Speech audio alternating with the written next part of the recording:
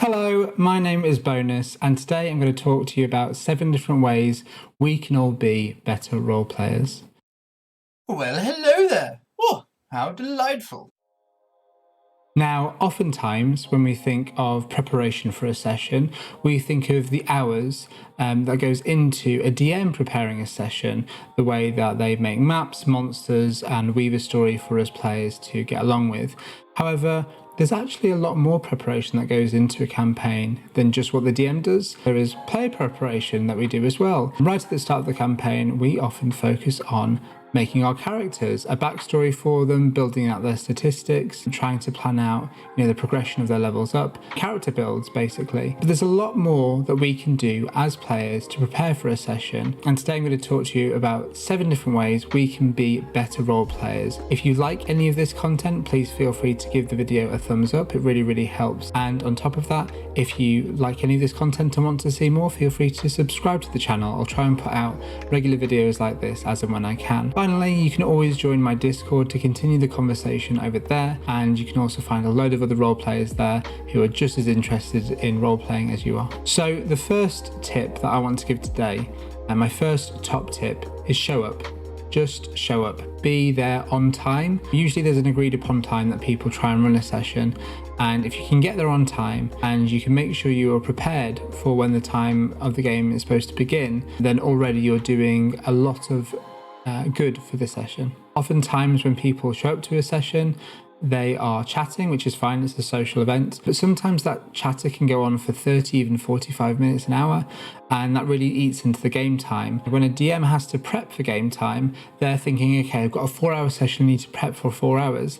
If all of a sudden an hour of that game time has gone, that means sometimes the pacing of things can be a little bit wonky. And naturally as DMs anyway, we face issues with pacing because we never really know how long things are going to take. On top of that, sometimes the DM will have asked you to make some preparations beforehand, maybe draw a little bit of backstory, or maybe think of ways that you want to act in the next scenario, maybe even one-to-one scenes. Oftentimes people don't do this preparation either, so a great way to be a better player is just to show up and have all this prepared. Make sure that if you've got any homework or anything, that it's all done and ready for a session, so that when we get into session, when the time begins, everyone can get just stuck in and start role-playing. Okay, my next top tip for a role-playing session to be a better player is to be present. Be present, be there when you're there to play.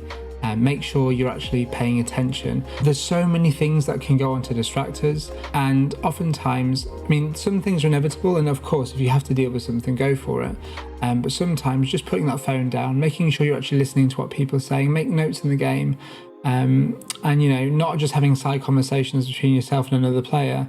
Those can really help with the session, because the more that you're paying attention, the more that you can make sure you are keeping focus and drawing in all that information so that you have the right tools to use in this session and to be a better role player with.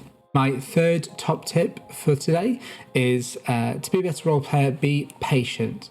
Now, patience comes in 2 forms. First off, there is the patience to let other people, have their turn, make sure that you give other people the time to role play out what they need to. But also, and the second point is, be patient with failure. Don't try and change failure. Be excited by failure. It can lead to all sorts of new opportunities.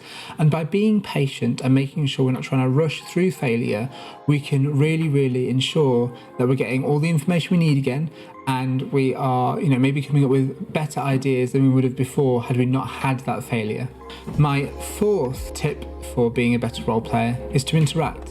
Just interact. Try and involve other players as much as you can. And now, of course, the DM is a player, but oftentimes a player will get stuck into role playing just one-on-one with the DM and then waiting for the next person.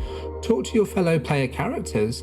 Make sure that you're involving every single player character at the table, especially those who are maybe a bit quieter, and then everyone can have a really nice collaborative storytelling experience. My 5th top tip is no player versus player. Now, this might seem a bit obvious. Most people in a game aren't going to go up to one of their player characters and smash them over the head with a greatsword. You would be surprised, but The player versus player actually comes in more often than you'd expect in games.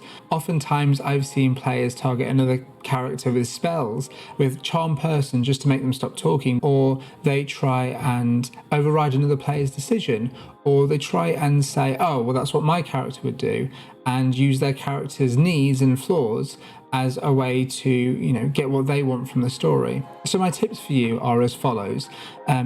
With PvP, first off, don't use spells or any form of combat or any form of mechanic against another player without their permission. Obviously, there are loads and loads of spells that can help allies, but when you're trying to use a spell or an effect to actively stop another player from doing something that they want, that's really preventative, and that's a complete block to collaborative storytelling, which is what the tabletop role-playing experience is all about.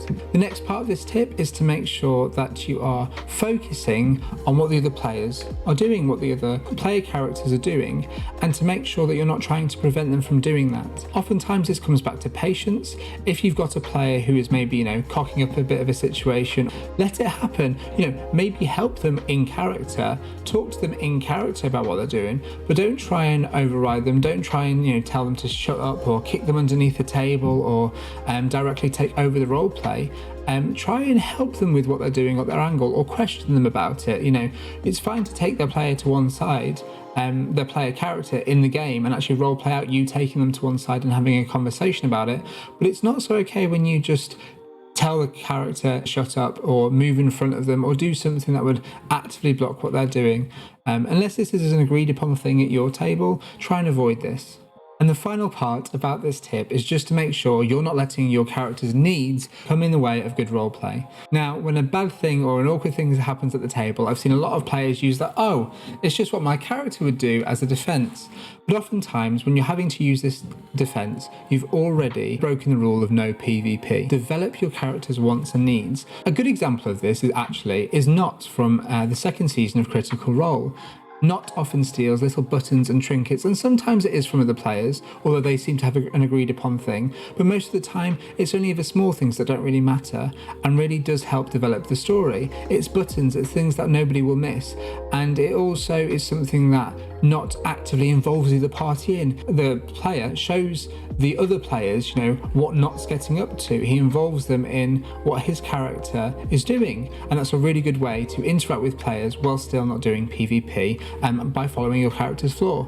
Now, before I get on to my other top tips, I just want to thank you so far for watching this. And I just wanted to say, if you are still enjoying this video, please consider giving it a thumbs up. It really, really does help with the YouTube algorithm. On top of that, if you'd like to watch more of these videos, please feel free to subscribe. But the most important thing you can do for me is comment. Please tell me what I could do better about this video. Tell me what you think about the tips and stuff so far, and give me other ideas for videos I could make that you might be interested in my opinion or my thoughts on. Just let me know anything you want to in the comments below. I'm really, really excited to make this channel a space for the community to get together and really drive home some good role-playing ideas. But yeah, thank you for watching so far. I really, really appreciate it. Okay, so for my final two tips, for my penultimate tip, tip number 6, this tip is learn the rules. Now, oftentimes, people say, it really annoys me when somebody doesn't come to a session and doesn't know the rules.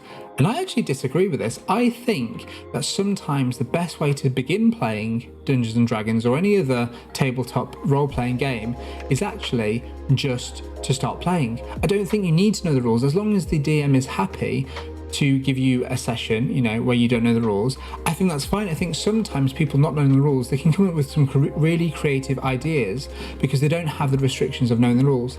However, and this is the big difference here, I think that most players could actually do a huge amount of good for this session by learning the rules in between sessions. This is the kind of preparation that you can do between sessions to make sure you are ready the next time the game comes up.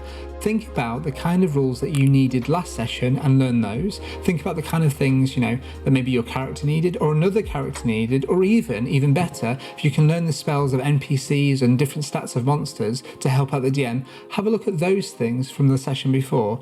And for the next session, if you know a big fight's coming up, or if you know a certain skill challenge, or maybe your characters are pushing or pulling something or jumping over something, you know that's going to be in the next session, learn those specific rules for that game. And then you'll have, help the session loads because you'll be prepared, you'll be able to help the DM, you'll be able to help other players, and you'll make the session go from good to be great. And my final top tip for this video is try GMing. Have a go at being a game master.